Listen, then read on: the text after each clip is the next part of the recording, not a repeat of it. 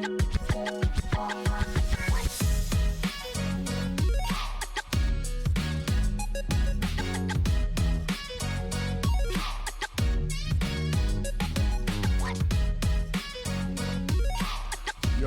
what's good, what's good, what's good, what's really good? Welcome to What's Really Good, the podcast, and I'm your host, Mr. Matthew Lipsy. Today, my special guest is Mama Bill Play, the owner of Tiffany's Flavors, Miss Tiffany Graves. How you doing, Miss Tiffany Graves? Thank you for joining me today. Thank you for having me. It's a wonderful pleasure. Yeah, okay. So my first question would be, when did your love for cooking start?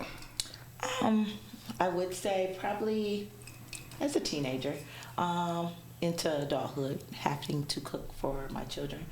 And so it seemed like a chore, kind of a disciplined area type of thing as a kid when I was forced in the kitchen. If my granny was still here today, I definitely would still be in the kitchen with her and would love to be in the kitchen. So it started off like, you're going to learn this. Come and sit. I'm like, no, I want to go out. No, you're going to pop these fees and you're going to do this, you're going to do that. And I was like, oh my God. And so looking back at that is what defined me. It started out as a chore, but now that my granny's not here and I can indulge the things that I learned from her into my everyday cooking, I'm cool with it now, and I wish she was here to go back and start all over again. But I'm still moving forward what I learned. And it's just, I try to tell my nieces and anyone under me to not shy away from cooking, because you're definitely going to regret it. Back when I was a kid, we were forced. You're going to learn how to cook. You're going to do this. You was in the kitchen with your granny right there by. You couldn't say no. Like a couple generations after that, it was like, no, I ain't finna be cooking. I don't want to learn how to cook. I was like, okay, well, you want to learn. Go on. But sure enough, came back full circle. It was like, oh, my boyfriend's coming over tonight. Can you teach me how to make? Like, nah, you should have been in the kitchen when I was trying to get you in there. So yeah, they like that type of individual that turns back. I don't, say no and completely turn them away, but they might get the shortcut. They don't get the special secret. You know what I'm saying? Yeah. They get the microwave kind of version, a quick little way of this and this and that, but they don't get the secret recipe because they weren't there.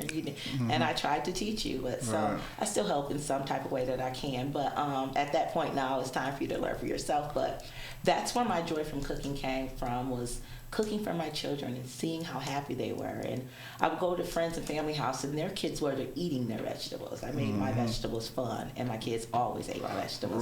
And so that right there, I used to be like, I got something going right here. And then, outside of my charisma and beauty, I charm my way through a few of my significant others through their stomach. I'm not gonna lie. So they were like, oh yeah, you can cook what you so you're cooking. You never really went to school for this. This is just something you was just at home training. Gift, talent that I have gotten from God, I would say, and I educated myself. I have a lot of trades underneath my belt. I have a college degree in bachelor's business entrepreneurship, CNA, a lot of things, and I can honestly say, once I got to the point, I was like, when I got my degrees, I was like, I could have went to the library and Googled. Now I'm in debt for something I could have taught myself. So when it came to the cooking thing, after all those careers that I never really indulged in, but I still have the education and knowledge of it, so it's still helping me out. And I just can say that when it came to the cooking thing, I was like, let me YouTube, TikTok. I started educating myself on this, especially with the gift I already had. So moving forward, I just tapped into getting out of the old traditional way of cooking, because you get bored with the same old meals. And so I try to tap into different type of foods to eat that excites you. I kind of like to fight my food too, like crab legs and digging all in there. So that's my thing. I like to eat with my hands. So this fufu thing was right up my alley. So this fufu is one of your specialties dishes, right? Yeah, that's one of my popular dishes that I create every day for the community. And it just took off. Like the first time I tried it, like I wanted it every day, and I have customers to come back, if not every day, at least every other day. It's just like something that they crave for. Yeah, that's pretty good. I mean, I'm gonna try it and see how it is, and I'm gonna give you my honest opinion and tell you what I think. So what am I eating right here? That is a fufu. That's a pounded yam. So you just have to pound those until they become firm enough to use as that catching mechanism like you're doing now. Yeah. You like? Fufu pretty good. Yeah. I kind of like this. People say it reminds them of mashed potatoes, but not me so much. It reminds me of like a dumpling. Yeah. Dough. Yeah. Yep, and then within it is smoked turkey necks. I've cooked it with several different meats, but that's the most popular one, chicken and turkey necks. But yeah, my favorite is turkey necks and goat. It's really delicious with goat. So, yeah. That's pretty good. Okay, so my next question to you would be, the fufu is one of your specialties, but do you have another specialty dish that you create? Sides. A lot of sides. Collard greens, macaroni and cheese, spaghetti. I seen you make the little enchilada cups. Those are nice. How you do the make them look like cupcakes? I've actually put them in a cupcake liner and then put them in the cupcake pan and then line it with the masa dough, the same dough that you would use to make tamales. So I just kind of created a little cupcake. And because one thing, I love tamales, but I always put sour cream, lettuce, and tomatoes and cheese on them and make it like a taco. Right. And so I was just like, how can I create this to be a better bite and not have to do all this with the whole, tamale thing? So I came up with that idea, and it really works. It's really delicious. So that's pretty nice. Thank you. I appreciate that. Now, the fufu is like, a lot of people is doing the cooking thing in the city right now, and they basically doing the same thing, the greens, the soul food or whatever. And you found your niche with the fufu right here, How did you come up with that? Like, what made you go in that direction? Just to, like anything that is not in that area is in demand. So I was thinking about, if I was to open up a restaurant, if I was to try to draw people in, how could I do this? And my first thought was to do things different. Not to do the same old, come up with some innovative ideas, something different to draw people. And then I also thought about, what do you like? What do you want to see in the city? And so with me just moving back here from Vegas, and they have like a Nigerian restaurant on every corner there, I couldn't find that taste. So I had to create it. And so when I created it, I found that there was a lot of people around like, ooh, that TikTok, I seen those people smacking that fufu and they was eating it. And so people are just like you know what I'm saying? So you have to think about what you want to, put something that's in demand out there. Because I see right now, people is big on trends. So right now the trend that I'm seeing is the spicy bowls, and a lot of people doing their different variations of that, But you got this going on right here, so you in your own lane, you know what I mean? Something different for them. It's a few people out there that's doing it as well, but and so I just was like called the fufu lady the other day. I was like, oh my God. So now I'm the fufu lady. But I was in the store. She was like, you look familiar. I was like, I'm sorry, you don't. She was like, you the fufu lady. And no sooner than she said it, then I went to a couple more stores, and three of a kid even said it. I was like, okay, so I guess I'm the fufu lady. Now, hey, I'm the fufu lady. Right, it just caught on. I've been called worse, so I'll take that. Right. So I know at some point in time you was working on a cookbook. Is it still something that you passionate about? Yes, that's my baby. I can't wait to birth, and I'm taking great pride in the little steps that I'm taking. It's been almost going on 5 years that I've been working on this book. And no shade, but I don't want any grants. I don't want any handouts. I really want to birth this baby from the mud. So each and every sale that I make goes towards that. And so I can say that I did that. And but my thing was my idea to come up with a cookbook. I don't plan on passing away anytime soon. However, when I do go, I want to leave my flavors behind. So the cookbook is going to be called Leaving My Flavors Behind. Okay. And so I came up with the idea because all my ancestors and favorite aunts and grannies was passing away, and they was taking the recipes with them. And I was just like sad and mad at the same time. Like, why you should have told me that monkey pudding recipe, And so I feel like, a way to stay connected with your loved ones that pass on is to have, let sometimes legacy be that sometimes letting a recipe be the legacy that they leave behind, because like sometimes when I'm feeling sad about a loved one that passed, if I could just have that dish, a taste of that dish that they once made, that probably would bring us a little bit closer, and I wouldn't cry or grieve as much, you know. You know, the feelings are still there, but like if I could have my grandmother's monkey pudding at the time that I'm feeling, around her birthday or when I'm feeling sad around the holidays, you know, that probably would make it a little better. So I want to leave that for my children and loved ones that love my food. So the other day I saw that homemade hog head cheese. You know, you got to be country to appreciate something like that, right? And you making it homemade, right? So you just doing a lot of different stuff, right? And so that's why I said, you know, you got to step outside the box, and you'll be surprised how many people would hit me up like, oh my God, if you know how to make this, I know that it's good, you know, because it's like only one way to make it. Right. But so I want to say, what's today? Today's Thursday, so I want to say Monday, I decided to make a chitlin boil. I had a taste for chitlins. Right. And, you know, they're very expensive, and a way to stretch that is to add some hog mogs and some some hog mogs and some pig feet in there. Right. And so I had pig feet, hog mogs, chitlins. A chitlin boil. And This take a special person to come up with something like that, you know? So I seen it on TikTok, actually, though. So I didn't come up with it. I seen it on TikTok, and I was like, and I just added everything that I see. I add my little niche to it, a little twist. You put your own little spin and flavor and special ingredients in there. So it was chitlins, hog mogs, pig feet, pig ears, corn on the cob, and potatoes. And I boiled it all with my special seasonings and stuff. And it came out delicious. But I didn't sell it all, and I didn't eat it all. So I had these leftover pig parts.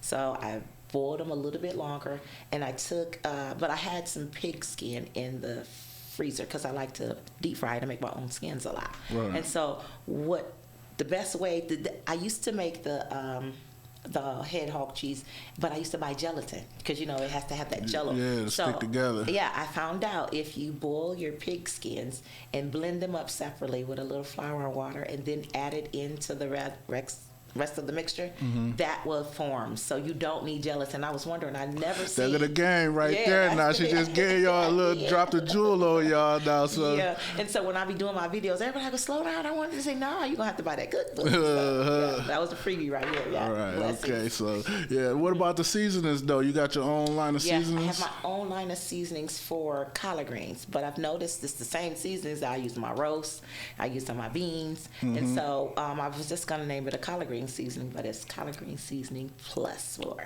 Okay. So it's a nice little blend. Like an all-purpose. It's an all-purpose for a savory meal. Absolutely, yes. So that's pretty good. Thank you, I appreciate that. So I should have brought you some. I got you though. No, that's fine. That's fine.